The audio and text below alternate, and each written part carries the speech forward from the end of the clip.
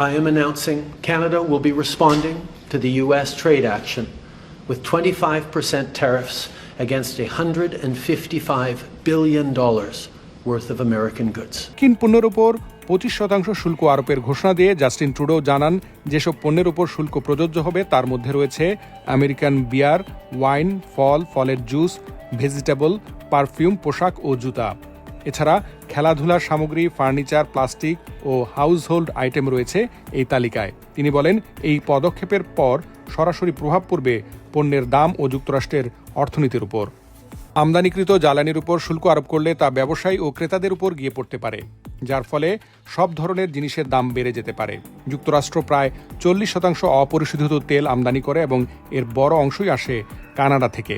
Canada এবং ইংল্যান্ডের কেন্দ্রীয় ব্যাংকের সাবেক প্রধান মার্ক কার্নে বলেছেন, নতুন এই শুল্ক অর্থনৈতিক প্রবৃদ্ধিকে আঘাত করবে এবং মূল্যস্ফীতি বাড়িয়ে দিবে।